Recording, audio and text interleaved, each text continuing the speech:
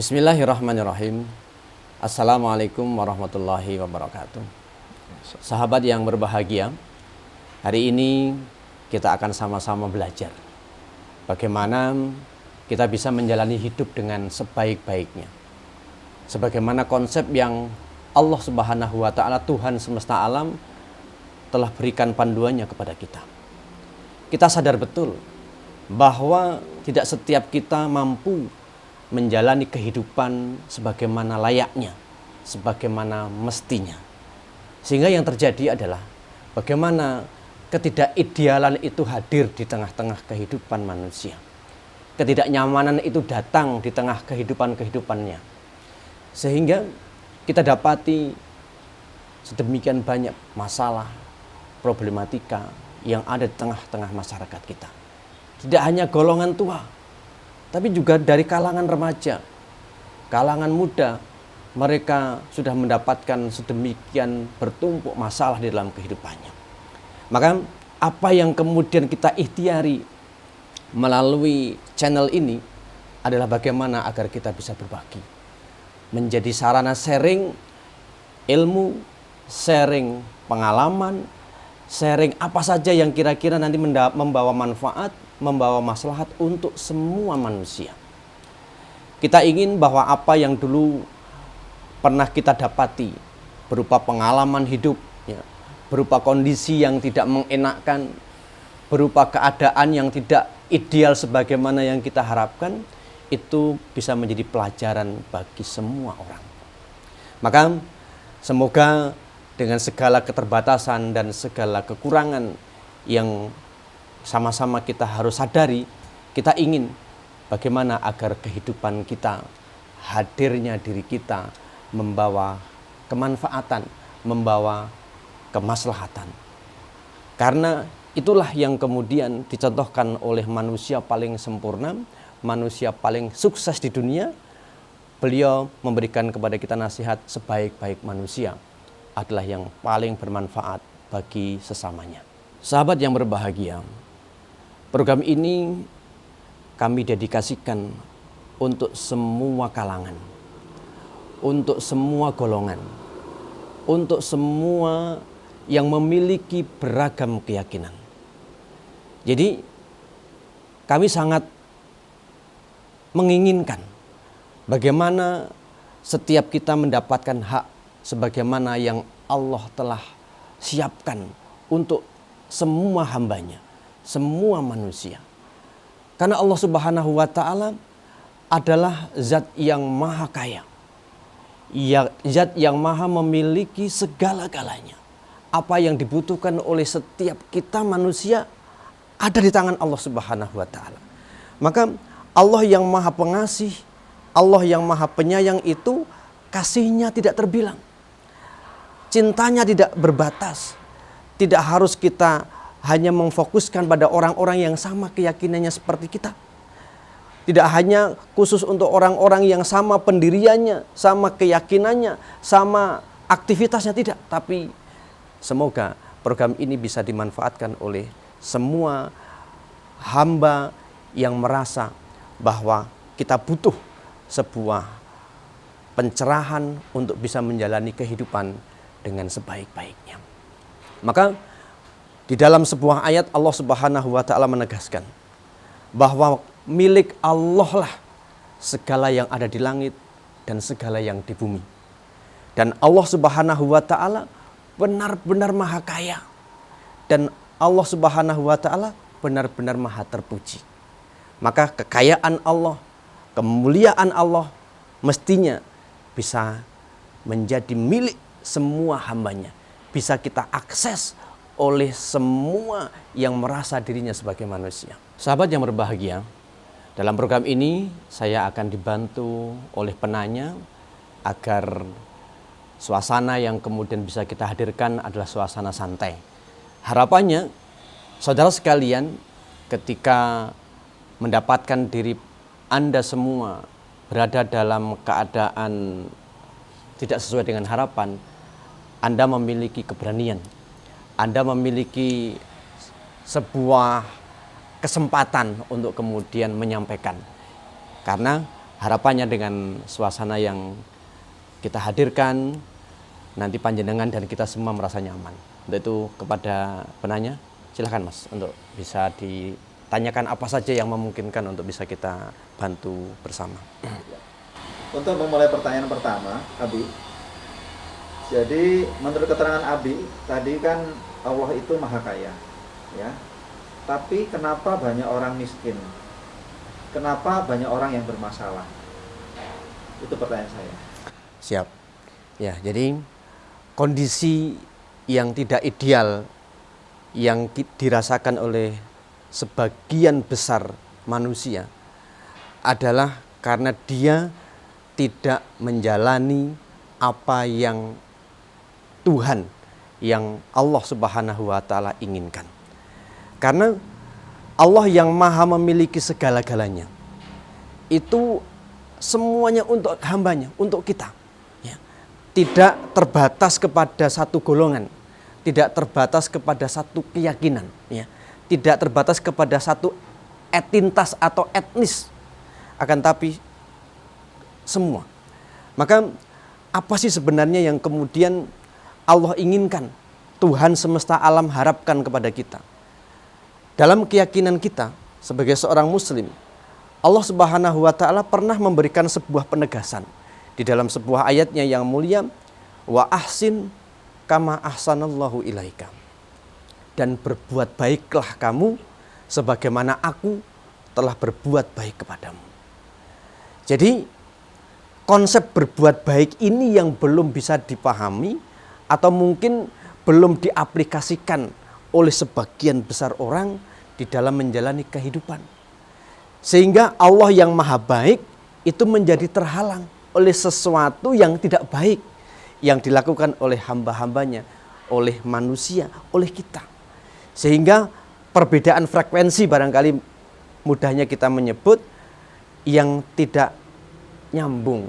Allah yang maha baik, Allah yang maha kasih, Allah yang maha cinta, sementara ada hamba yang memiliki hati tidak kasih, tidak cinta, dan tidak baik.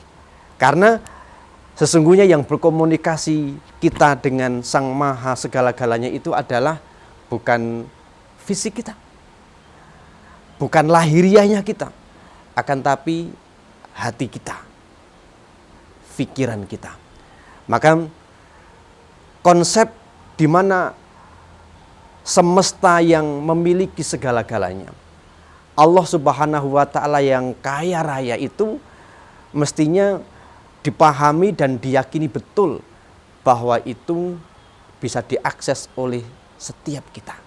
Nah, keyakinan itulah yang kemudian akan membawa kepada kita sebuah manifestasi di mana kita akan mau dan mampu melakukan sesuatu. Bisa jadi itu, Mas. Iya, kalau dengan demikian berarti bisa saya ambil sebuah hipotesa ya, Abi ya, bahwa Allah itu atau Tuhan itu sudah baik, sudah kaya, baik lagi. Iya. Nah, sekarang kalau ketika orang tidak bisa mengambil kebaikan atau menduplikasi kebaikan itu, apakah masalah frekuensinya belum nyambung ini kira-kira antara Allah dengan si manusia ini? Menurut Abi bagaimana? Ya, ya sangat mungkin. Kemungkinan terbesarnya adalah di situ. Karena sebagaimana juga kita tahu bahwa hadirnya para utusan Allah, utusan Tuhan yang maha memiliki tadi, itu ternyata beliau-beliau ini tidak mengajarkan sesuatu yang tidak berkorelasi dengan nilai, dengan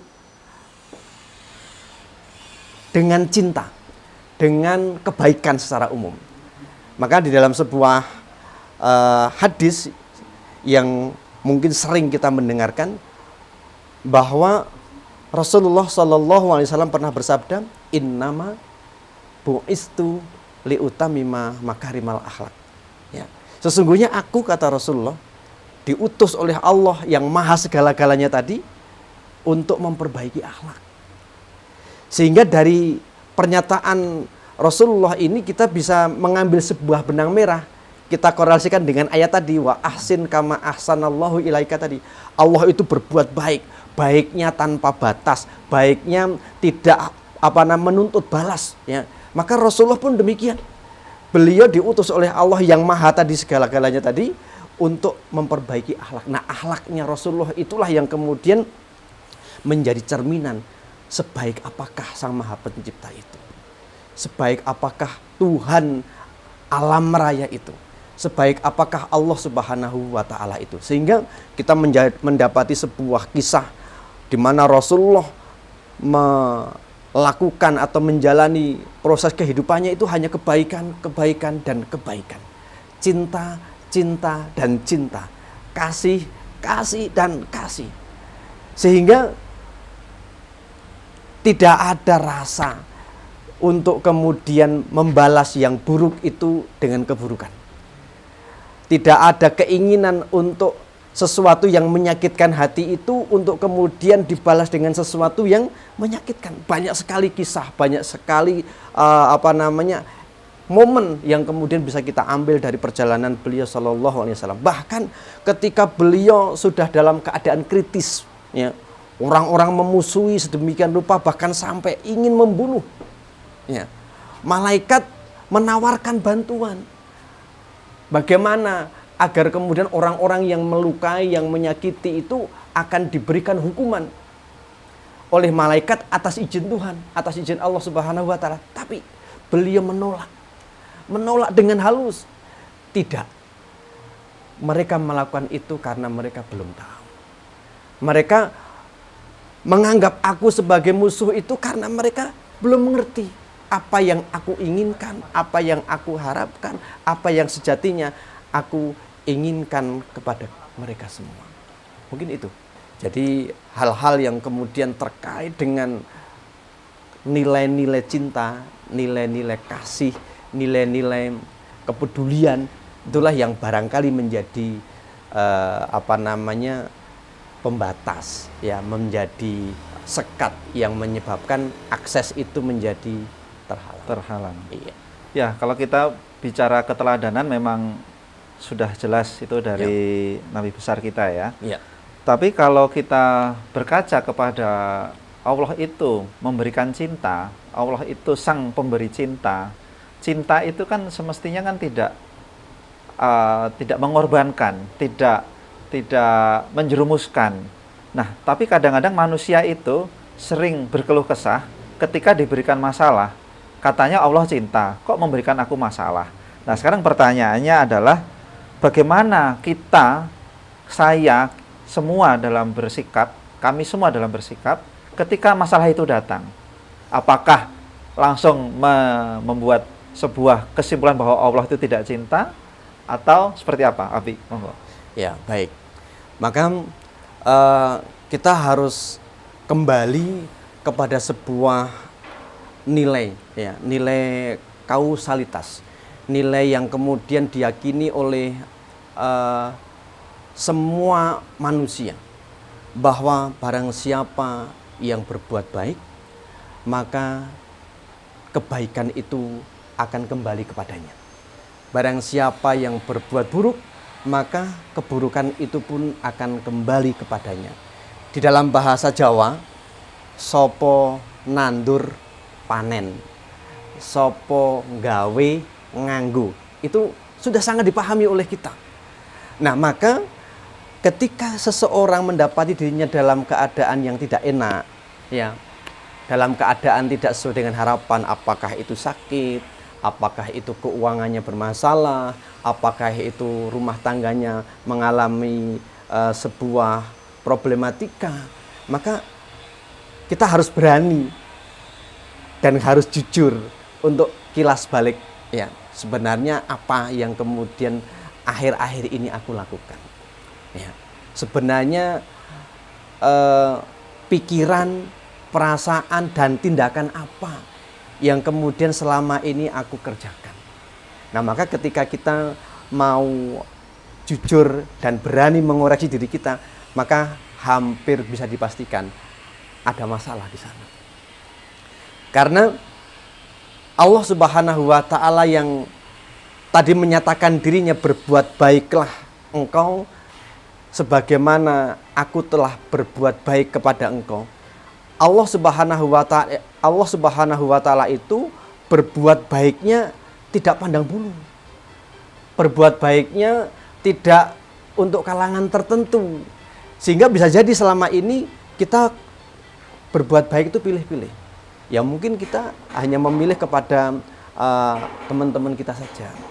Meskipun sebenarnya ada orang lain yang membutuhkan, orang lain benar-benar mengharapkan pertolongan, tapi kita seolah-olah itu kan urusan dia.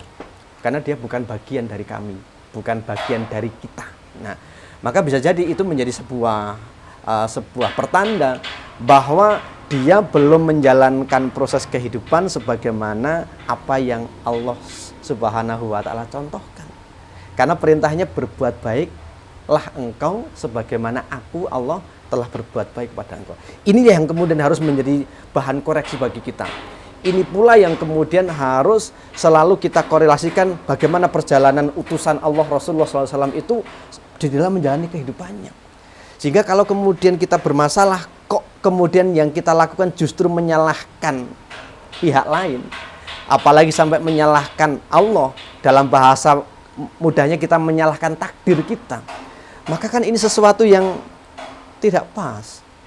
Karena hal yang baik itu akan kembali kepada kita baik, hal yang buruk itu juga akan kembali kepada kita buruk. Maka kalau ketika kita mengalami hal yang buruk, tentu itu adalah hasil dari apa yang telah kita lakukan. Begitu, Mas. Ya. Berarti ini kalau saya ambil sebuah benang merah ya.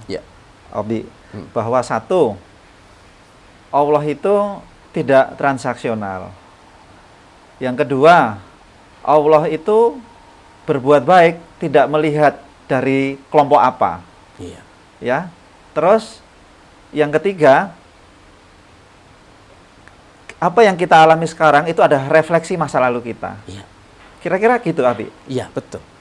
Jadi apa yang kita dapati hari ini adalah efek dari apa yang kita lakukan kemarin. Apa yang kita dapati pekan ini, apa yang kita dapati bulan ini, apa yang kita dapati tahun ini adalah efek dari pekan kemarin, dari bulan kemarin, dari tahun kemarin. Gitu, Mas.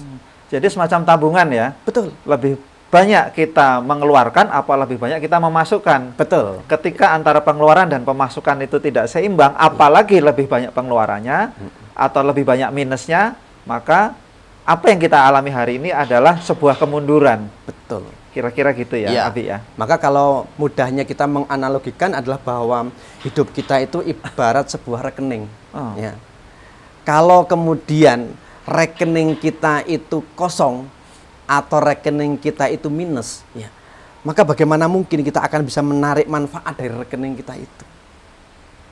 Maka bisa jadi hal-hal yang kemudian kesulitan yang Allah hadirkan kepada kita itu ya karena saldo kita minus, nggak ada nilainya rekening kita itu. Maka agar kemudian kita bisa mengakses kebaikan, agar kita bisa mendapatkan kemudahan, ya bagaimana agar kemudian rekening kita surplus, memiliki nilai. Kalau rekening yang nol apalagi minus kan nggak ada nilainya.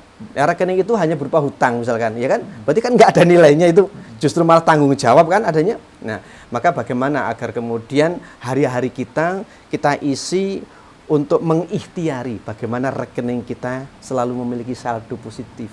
Ya. Dengan cara apa? Dengan cara terus kita melakukan hal-hal yang positif, mulai dari pikiran kita, perasaan kita atau hati kita, dan juga perilaku kita, semuanya positif.